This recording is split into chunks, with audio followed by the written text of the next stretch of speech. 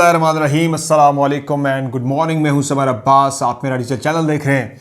आज नाज़रीन बड़ा अहम दिन इसलिए है कि आज सियासी जमातों की जानिब से टिकटों के इजरा का मामला जो है वो शुरू हो चुका है। कैंडिडेट्स की अनाउंसमेंट का सिलसिला जो है वो अब अपने आखिरी मराइल में पहुंच रहा है। गुज़िश्ता रात से मुस्लिम लीग नून ने गुजरावाला डिवीज़न में और रावलपिंडी डिवीज़न में अपने कैंडिडेट्स का ऐलान कर दिया है और कुछ बहुत ही बड़े नाम जो हैं वो साइड लाइन हो गए हैं। तहरीक इंसाफ आज अपने कैंडिडेट्स का ऐलान करने जा रही है, किस किस को टिकट मिलेगा, किसको नहीं मिलेगा। आगे चल के इस पर बात करेंगे। तहरीक इंसाफ छोड़ने वाले मजीद कुछ लोग जो हैं वो कॉर्नर हो गए हैं, साइड लाइन हो गए हैं, उस पर बात करूँगा। और नाज़रीन हम बात करेंगे कि इस्लामाबाद के करीब एक बड़ी प्रेस कॉन्फ्रेंस के बड़े चर्चे हैं आजकल इस्लामाबाद के अंदर। एक बहुत बड़ी प्रेस कॉन्फ्रेंस होने वाली है।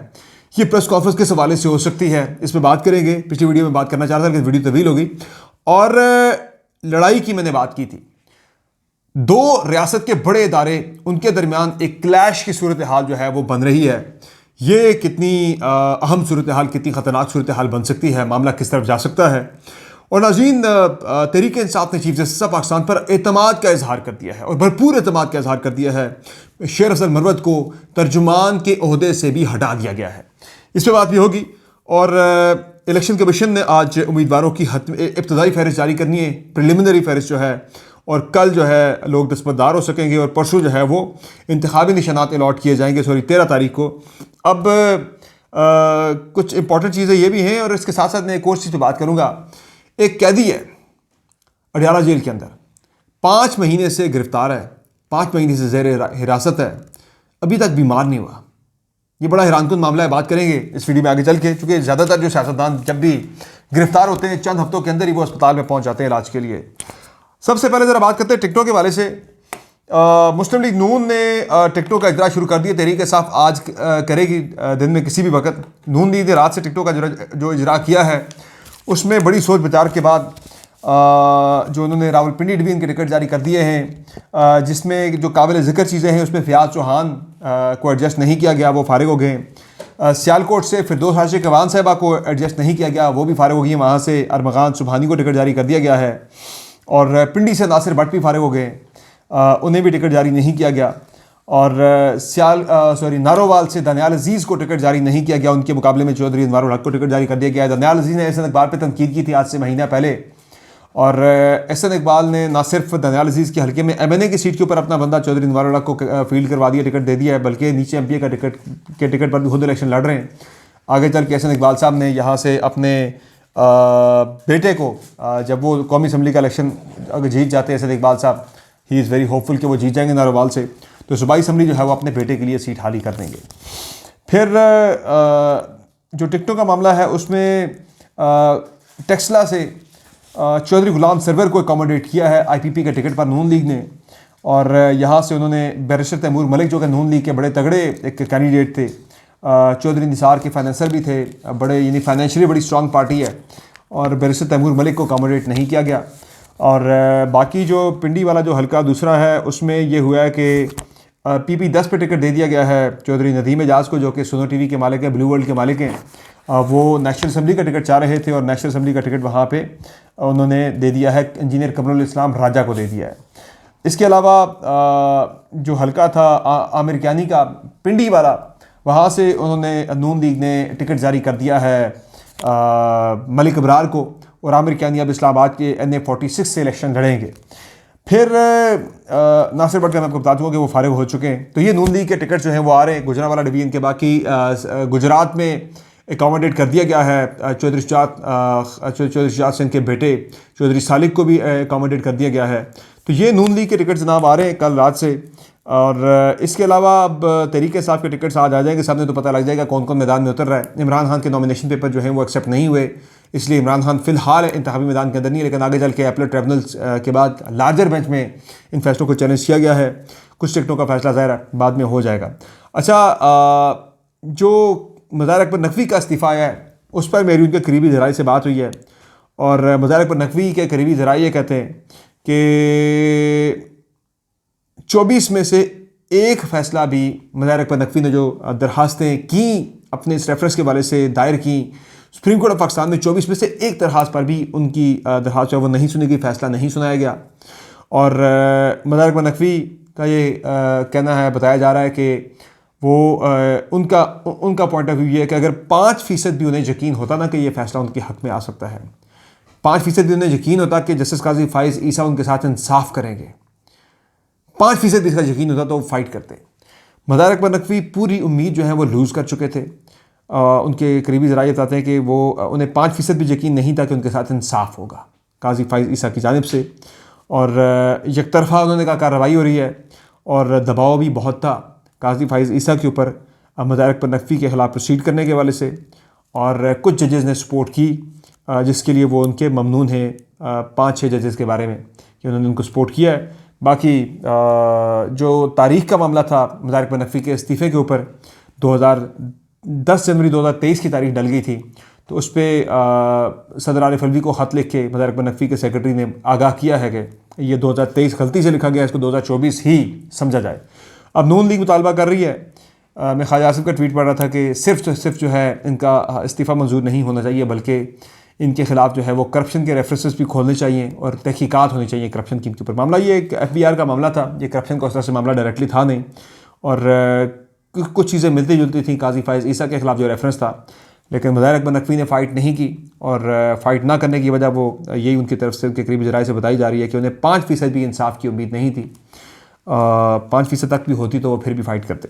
अच्छा, तहरीक इंसाफ ने एक बड़ा काम किया जनाब, वो ये किया कि सुप्रीम कोर्ट ऑफ पाकिस्तान के चीफ जस्टिस के हवाले से तहरीक इंसाफ ने ज़रा अपनी जो पॉलिसी है, जो स्ट्रेटजी है, उसमें ज़रा तब्दीली लाई है, और एक तो शेर अफजल मरवत को स्पोक्स पर्सन के ओहदे से भी हटा दिया गया है, और अली ज़फ़र साहब कल मैं देख रहा था ARY के प्रोग्राम पे, उन्होंने कहा कि इस वक्त अहम केसेस की वक्त पर समाअत हो रही है सुप्रीम कोर्ट ऑफ पाकिस्तान में। ये बदामी साहब के शो में वो बात कर रहे थे, वसीम बदामी के प्रोग्राम में, और अली ज़फ़र साहब ने कहा कि सोशल मीडिया पर जस्टिस काजी फाइज़ ईसा पर तनकीद करने वाले शायद इतने इन्फॉर्म्ड ना हो जो तनकीद करते हैं काजी फाइज़ ईसा के ऊपर। उन्होंने कहा कि काजी फाइज़ ईसा के ख़िलाफ़ जो शेर अफजल मरवत का बयान था वो काबिल मुज़म्मत था, जिसके बाद उन्हें तर्जुमान के ओहदे से हटा दिया गया, और ये उनका यानी कि तहरीक इंसाफ की स्ट्रेटजी में तब्दीली आई है कि वो एग्रेसिवली टेक ऑन नहीं करेगी चीफ जस्टिस पाकिस्तान को, बल्कि उनसे उन्हें बहुत सारी उम्मीदें हैं। तो अब ज़रा वो उनके साथ ज़रा एक कोऑपरेशन का और एक ताउन का जो माहौल है वो बनाना चाह रही है। तो इसलिए तनकीद फ़िलहाल चीफ जस्टिस पे तहरीक इंसाफ ने पॉलिसी बनाई है कि नहीं की जाएगी, और इमरान खान के अप्रूवल से ये पॉलिसी तहरीक इंसाफ ने जारी की है।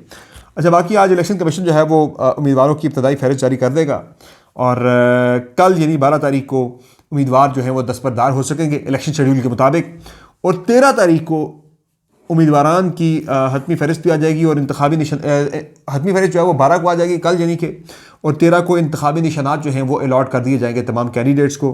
और ये 13 का दिन बड़ा इंपॉर्टेंट है, इसीलिए तहरीक इंसाफ की पटिशन पे फैसला जो है वो आ गया पेशावर हाई कोर्ट से। तो PTI is now confident, election commission अगर चैलेंज नहीं करता तो PTI को इंतखाबी निशान जारी हो जाएगा। वैसे रात गए तक जो है तहरीक इंसाफ का सर्टिफिकेट जो है वो पेशावर हाई कोर्ट के फैसले के मुताबिक इलेक्शन कमीशन ने जारी नहीं किया था। आज इलेक्शन कमीशन का फिर से इजलास होना है जिसमें फैसला किया जाएगा। 3 ऑप्शन हैं, एक तो यह है कि तहरीक इंसाफ का सर्टिफिकेट जारी कर दिया जाए, नंबर 2 यह है कि तहरीक इंसाफ का जो सर्टिफिकेट है वो सिर्फ खैबर पख्तूनख्वा की हद तक जारी किया जाए, ये कहते हुए कि पेशावर हाई कोर्ट की जो टेरिटोरियल जुरिस्डिक्शन है वो सूबा खैबर पख्तूनख्वा से बाहर नहीं है। और तीसरा यह है कि इस फैसले को चैलेंज कर दिया जाए सुप्रीम कोर्ट ऑफ पाकिस्तान में। तो आज फैसला इलेक्शन कमीशन इस वाले से कर देगा, लेकिन जो उन्होंने सर्टिफिकेट रात के तक जारी नहीं किया था, बाद में शायद हो गया हो, उससे मुझे ये लगता है कि शायद इलेक्शन कमीशन इस मामले के ऊपर चैलेंज करेगा इसको सुप्रीम कोर्ट ऑफ पाकिस्तान में। बाकी आज जो इम्पोर्टेंट मामला है वो PTI के टिकट्स आ जाने, और इसमें बहुत अहम चीज़ देखने वाली ये होगी कि किन किन लोगों को टिकट जारी किए जाते हैं। इसमें इमरान खान की पॉलिसी जो है वो वाज़ेह हो चुकी है कि जो अप्रैल 2023 में टिकट जारी किए गए थे सूबाई असम्बली के इंतखाबात के लिए पंजाब की हद तक और KP की हद तक, उन कैंडिडेट्स को ही जो है वो टिकट जारी किए जाएंगे जो मुश्किल वक्त में पार्टी के साथ उसके बाद खड़े रहे हैं। उस वक्त कैंडिडेट थे, उसके बाद पार्टी के साथ खड़े भी रहे, उन्हें पार्टी टिकट जारी किए जाएंगे। बाकी जिन लोगों ने प्रेस कॉन्फ्रेंसेस की उनका अलग से इमरान खान उनका इंडिविजुअली एक एक केस का फैसला करेंगे। और इसके अलावा खैबर पख्तूनख्वा के अंदर भी यही है कि जो लोग मुश्किल वक्त में पार्टी के साथ खड़े रहे हैं उनके बारे में टिकट्स उनको दिए जाएंगे, उन्हें तरजीही बुनियाद पर टिकट जारी किए जाएंगे। बाकी जिन लोगों के बयानात हैं, बाकी चीज़ें हैं, प्रेस कॉन्फ्रेंसेस हैं, या मुश्किल वक्त में पार्टी को पहले छोड़ के बाद में वापस आ गए, उनके बारे में फैसला इमरान खान खुद करेंगे। आज टिकटों का ऐलान हो जाएगा। कुछ मैंने नाम आपको बताया कि तहरीक इंसाफ के जो फारिग हुए हैं, मायूं अख्तर खान भी इसके अलावा तहरीक इंसाफ छोड़कर जो गए थे वो भी टिकट से महरूम हो गए हैं। फ़याज़ुल हसन चौहान टिकट से महरूम हो गए हैं। फवाद चौधरी को तहरीक इंसाफ टिकट जारी नहीं कर रही, और कहीं और से भी उनको अकोमोडेट नहीं किया जा रहा। मुस्लिम लीग नून की जानिब से भी तहरीक इंसाफ के बहुत सारे रहनुमाओं को अकोमोडेट नहीं किया गया, तो तहरीक इंसाफ छोड़कर वहाँ गए थे। फिरदौसा शेखवान का जिक्र मैं कर चुका हूँ पहले। कुछ दीगर रहनुमा भी हैं जिनको टिकट जारी ना करने का फैसला हुआ है। तो ये इस वक्त टिकटों की सूरत हाल चल रही है। पीपल्स पार्टी ने भी टिकट सर अपने अनाउंस तकरीबन कर दिए। खैबर पख्तूनख्वा के अंदर भी, पंजाब के अंदर भी और सिंध के टिकट्स भी पीपल्स पार्टी ने अनाउंस कर दिए। पंजाब के कुछ मजीद होने हैं, कौमी असम्बली के बाकी जनाब हो चुके हैं। तो ये इस वक्त मामला है। मुझे थोड़ी सी हैरानगी हुई है नून लीग की जानिब से जो दानियाल अजीज़ को टिकट जारी नहीं किया गया। दानियाल अजीज़ वो बंदे हैं, यानी दानियाल अजीज़ और तलाल चौधरी, ये दो वो लीडरान हैं कि आपको याद है कि जब नवाज शरीफ को सुप्रीम कोर्ट ऑफ पाकिस्तान के फैसले की सूरत में निकाला गया था इक़्तिदार से, तो तलाल चौधरी ने और दानियाल अजीज़ ने बहुत सख्त तकारीर की थी सुप्रीम कोर्ट ऑफ पाकिस्तान के जजेस के ख़िलाफ़, चीफ जस्टिस के ख़िलाफ़, जिसके बाद इन दोनों को तौहीन अदालत का सामना करना पड़ा था और 5 साल की नाअहली भी दोनों ने फेस की थी। 2018 का इलेक्शन ये दोनों लीडरान नहीं लड़ सके थे, उससे नाअहल हो गए थे।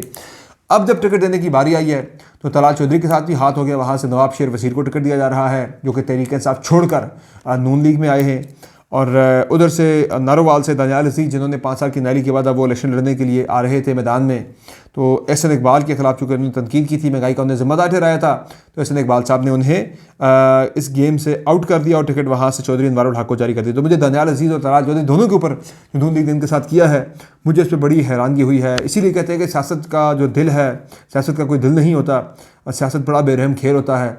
अच्छा, बाकी जो मैं बता रहा था आपको कि एक पिंडी इस्लामाबाद के अंदर ना दो इदारों के दरमियान एक बज़ाहिर एक इम्प्रेशन आ रहा है। इस्लामाबाद के अंदर भी ये खबरें बड़ी गर्म हैं कि सुप्रीम कोर्ट ऑफ पाकिस्तान और इस्टेब्लिशमेंट के दरमियान, यानी जुडिशरी और इस्टेब्लिशमेंट के दरमियान एक तनाव की कैफियत जो है वो पैदा हो चुकी है। पर्टिकुलरली जो कुछ फैसले तहरीक इंसाफ के हक़ में आए, मिलिट्री कोर्ट्स के वाले से भी कुछ चीज़ें थी, और उसके बाद जो लेटेस्ट जो काम हुआ सबसे ख़तरनाक, परवेज़ मुशर्रफ को उनकी सज़ाए मौत का फ़ैसला बरकरार रखा गया है। परवेज़ मुशर्रफ ज़ाहिर है वो चीफ़ एग्जीक्यूटिव थे, सदर थे, लेकिन वो साबिक आर्मी चीफ भी थे। तो जब नून लीग ने उनके ख़िलाफ़ आर्टिकल 6 की कोशिश की थी तो नून लीग को बड़े सख्त किस्म के मसाइल का सामना करना पड़ा था उस वक़्त।